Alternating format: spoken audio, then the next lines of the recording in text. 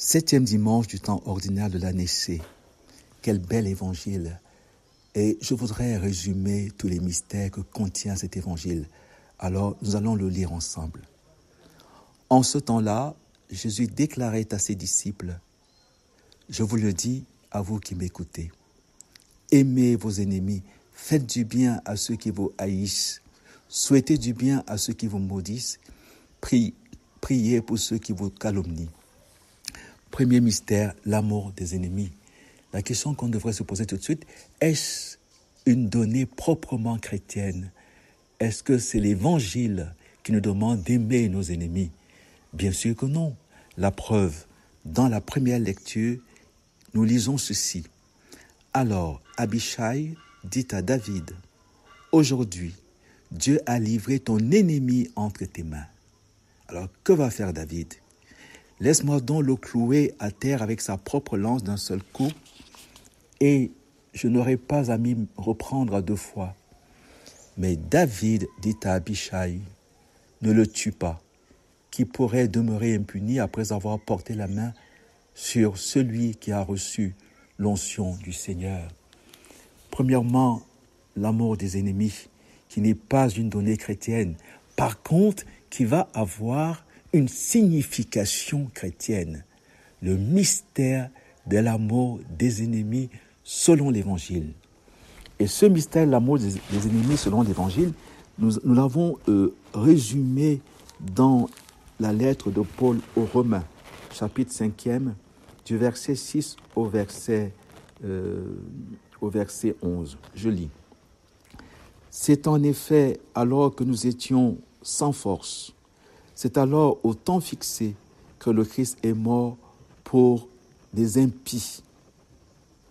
À peine, en effet, voudrait-on mourir pour un homme juste, pour un homme de bien. Oui, peut-être osera-t-on mourir. Mais la preuve que Dieu nous aime, voyez, la preuve que Dieu nous aime, c'est que le Christ, alors que nous étions encore pécheurs, est mort pour nous, alors que nous étions encore ses ennemis. Alors, qu'est-ce que cet amour du Christ pour ses ennemis apporte comme révélation ultime, spéciale, sur le fait que aimer l'ennemi fait partie de l'intelligence éthique. Car l'amour de l'ennemi, du point de vue philosophique, c'est le fait de distinguer entre le mal et celui qui est auteur du mal. La distinction entre la personne qui me fait du mal et le mal que la personne me fait. On ne peut pas les mettre au même niveau. La personne est un absolu et le mal est un accident. Et la personne qui est un absolu peut tout le temps, peut toujours se repentir, peut se raviser, peut se demander pardon, s'excuser du mal qui a été fait. Il y a toujours possibilité de changement. Je rappelle que c'est le fondement d'ailleurs du fait que l'Église est contre la peine de mort pour la simple raison qu'il faut faire une distinction entre le péché et le pécheur. Le pécheur peut toujours se convertir.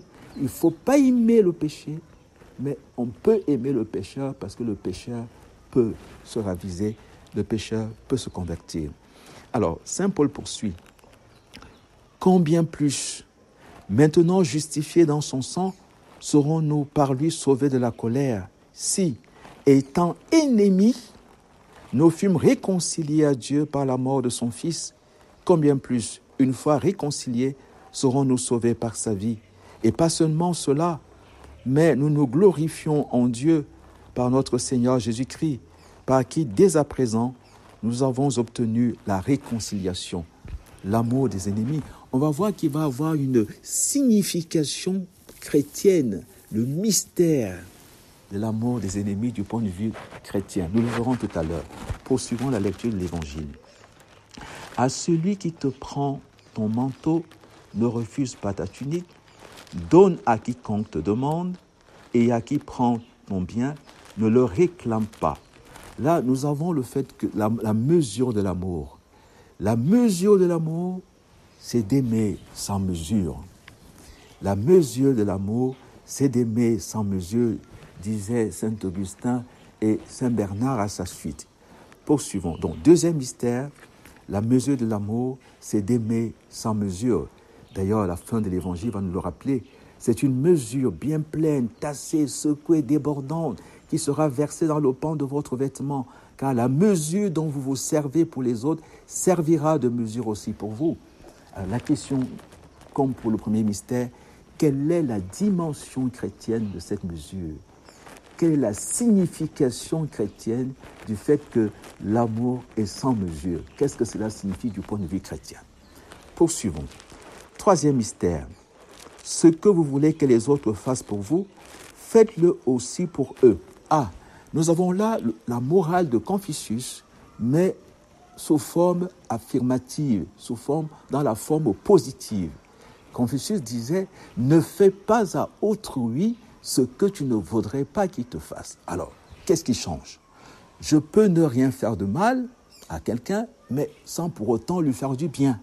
Donc, Jésus va nous montrer qu'il vaut mieux faire le bien est plus grand que éviter le mal. Lutter contre le mal est moins important que faire le bien, parce qu'en faisant le bien, nous luttons par conséquent contre le mal. On voit comment chaque fois que Jésus vient, nous faisons un saut qualitatif. Chaque fois que Jésus vient, l'intelligence s'élève au-dessus des considérations humaines pour entrer dans le point de vue de Dieu. Par ta lumière, nous voyons la lumière. Jésus disait dans l'Évangile il y a quelques jours, « Passe derrière moi, Satan, tes pensées ne sont pas celles de Dieu, mais celles des hommes. » Nous allons voir dans cet Évangile que ce qui est beau, c'est que le christianisme apporte une lumière, la lumière même de Dieu, la lumière de Dieu sur toute chose. Les réalités sont les mêmes, mais le regard est autre. Le regard est celui de Dieu. Poursuivons la lecture. Mystère suivant. Si vous aimez ceux qui vous aiment, quelle reconnaissance méritez-vous? Même les pécheurs aiment ceux qui les aiment. Si vous faites du bien à ceux qui vous en font, quelle reconnaissance méritez-vous? Même les pécheurs en font autant. Si vous prêtez à ceux dont vous espérez recevoir en retour, quelle reconnaissance méritez-vous? Même les pécheurs prêtent aux pécheurs pour qu'on leur rende l'équivalent. Au contraire, aimez vos ennemis, alors votre récompense sera grande et vous serez les fils du Très-Haut. Ah, ça veut dire qu'il y a une nouveauté radicale au plan éthique. Si vous faites du bien à ceux qui peuvent vous en faire, quelle récompense méritez-vous? Et la précision est de taille. Même les pécheurs font autant. Alors, comment faire le bien en tant que chrétien? Qu'est-ce que Jésus apporte comme particularité au niveau éthique? On peut donc conclure qu'avec Jésus, nous distinguons 3 niveaux d'éthique, 3 raisons pour agir, pour faire le bien. Nous avons l'éthique humaine. Je fais du bien à l'autre au nom de notre appartenance à la nature humaine, à la race humaine, au nom de la solidarité humaine, ce que dans la Marat on appelle l'Ubuntu, la solidarité. Je suis parce que nous sommes. L'autre fait aimer son prochain comme soi-même. Voilà, je vois dans l'autre l'humanité à laquelle j'appartiens et je lui fais le bien, non plus à la manière de Confucius, ne faites pas du mal à autrui parce que vous ne voulez pas qu'il vous en fasse, mais à la manière chrétienne, faire du bien à autrui. Mais quel bien fait que justement nous sommes chrétiens? Donc il faut distinguer l'éthique humaine, c'est donner ce qui est humain à mon frère en humanité. Nous avons l'éthique religieuse, c'est faire du bien à l'autre au nom de notre appartenance à la même famille de créatures de Dieu.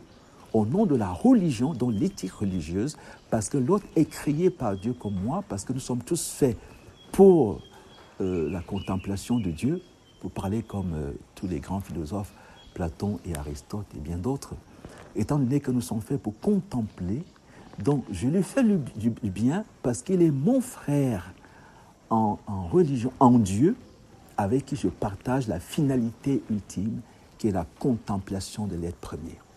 Et donc, nous sommes partis de la même famille, la famille des créatures de Dieu. Extraordinaire. Maintenant, il y a un 3e niveau qui est celui que le Christ apporte, que le Christ est venu révéler, l'éthique chrétienne. Je ne fais plus du bien à l'autre en tant que mon frère en humanité, non plus seulement en tant que créature de Dieu, mais je fais du bien maintenant à l'autre en tant qu'il est fils bien-aimé du Père.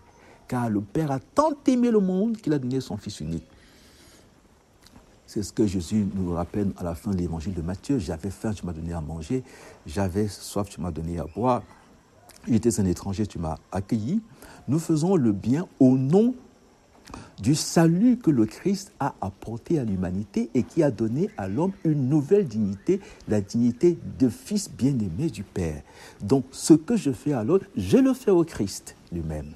Donc, 3 éthiques: éthique humaine au nom de l'humanité, éthique religieuse au nom de Dieu créateur, éthique chrétienne au nom du Christ, notre Sauveur, et qui dira à chacun de nous: tout ce que tu as fait à l'un de ces petits, c'est à moi que tu l'as fait. Poursuivons à dénombrer les mystères de notre évangile. Soyez miséricordieux comme votre Père est miséricordieux. Voilà la nouveauté radicale aussi, le Père. Dieu est Père. Ça s'appelle le mystère de la grâce. La loi, la nécessité est venue par Moïse, mais la grâce, la gratuité a été manifestée par Jésus-Christ. Et la grâce, c'est quoi? C'est que le mystère de Dieu, mystère trinitaire, Père, Fils et Saint-Esprit, fait de moi Père avec le Père, soyez miséricordieux comme le Père, fait de moi Fils avec le Fils, il nous a fait entrer dans le royaume de son Fils bien-aimé, fait de moi Esprit avec l'Esprit. C'est la révélation que Jésus donne à Nicodème. L'Esprit souffle où il veut, tu entends sa voix. Ainsi, tout homme qui est né de l'Esprit, lui aussi souffle où il veut. Père avec le Père, Fils avec le Fils, Esprit avec l'Esprit. Ne jugez pas et vous ne serez pas jugés. Ne condamnez pas et vous ne serez pas condamnés. Pardonnez et vous serez pardonnés. Donnez et l'on vous donnera. C'est une mesure bien pleine, tassée, secouée, débordante, qui sera versée dans le pan de votre vêtement. Au fait que nous dit la vie chrétienne, désormais la mesure de nos actions, on parle en théologie, on parle d'actions théandriques. À la fois, comme les actions de Jésus, vrai homme et vrai Dieu. Nous acquérons des mœurs divines, les mœurs divines. Dieu lui-même, comme dit Saint Paul, ce n'est plus moi qui vis, c'est le Christ qui vit en moi. La nouveauté radicale du christianisme, l'éthique chrétienne qui présuppose l'éthique humaine, qui présuppose l'éthique religieuse, culmine dans l'éthique chrétienne où Dieu lui-même se donne pour racheter les pécheurs. Dieu lui-même se sacrifie pour racheter les pécheurs. Dieu lui-même devient le prêtre, Dieu lui-même devient l'autel, Dieu lui-même devient la victime. Et la dernière phrase est très belle, à la fin de l'évangile: la récompense qui nous est promise, alors votre récompense sera grande et vous serez les fils du Très-Haut. La récompense dont il s'agit ici, il faut bien comprendre, parce que nous sommes en éthique chrétienne, c'est la récompense du Christ. Nous devenons la récompense du Christ. C'est nous désormais. Tous ceux qui vivent de manière chrétienne, à la suite de Saint Paul, ce n'est plus moi qui vis, c'est le Christ qui vit en moi, deviennent la récompense de Jésus. Cela accompagne Jésus qui accède à la droite du Père dans un cortège, comme dit le psaume 44. Les jeunes filles te font cortège, les jeunes gens battent le tambourin. Tous ceux qui ont suivi l'agneau partout deviennent la récompense de Dieu. Et la première récompense de Dieu, c'est la première en chemin, c'est Marie, dans son mystère de l'Assomption. Elle entre au ciel et Jésus, la voyant arriver, dit au Père: voilà, regarde. Et le Père lui dit: lui, c'est ta récompense. Ce que le Père m'a donné, c'est ceux-là qui sont la récompense de Dieu. Faisons tout pour faire partie de ce que Dieu montre à son Fils bien-aimé comme étant sa récompense. Ceux qui suivent l'agneau partout et qui vivent ce que le Christ lui-même a vécu et qui laissent le Christ vivre en eux ce que le Père lui a donné de vivre pour notre salut. Amen.